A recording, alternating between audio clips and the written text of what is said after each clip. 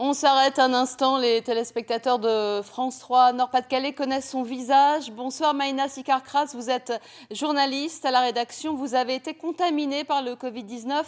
Comment allez-vous Maïna ? Bien, on peut dire qu'aujourd'hui, je suis guérie. Ça fait officiellement 14 jours que je suis en quatorzaine chez moi. Donc Alors ça va racontez-nous ce chemin vers la guérison.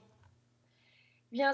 On sait pas vraiment, les médecins savent pas vraiment où j'ai pu attraper ce virus. En tout cas, on sait que les symptômes sont arrivés il y a 2 semaines exactement. J'ai commencé à avoir des maux de tête très importants. C'était très désagréable avec des courbatures. Et là, je me suis dit, ça commence par des symptômes d'une vilaine grippe finalement. Et en fait, pas du tout. C'est bien plus intense qu'une grippe.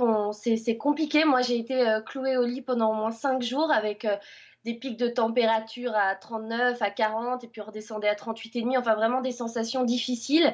Et ça a été comme ça pendant 5 jours. Et au bout de 2 jours, j'ai appelé le SAMU. Et puis, ils m'ont envoyé à l'hôpital. Ils sont venus me chercher avec une ambulance. Envoyé à l'hôpital, on m'a testé. Puis, on m'a annoncé que j'étais diagnostiquée positive au Covid-19.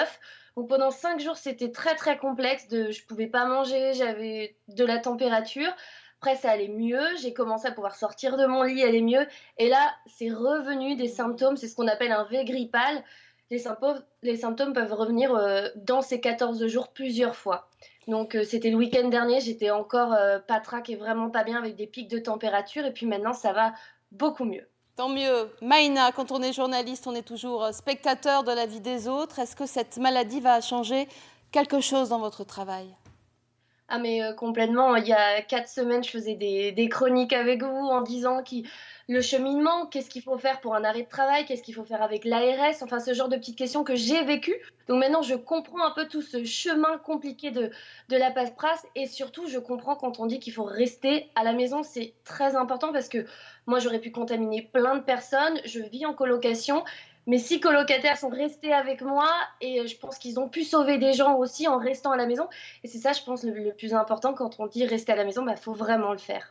Merci beaucoup Maïna Sikar-Kras. À très vite Maïna.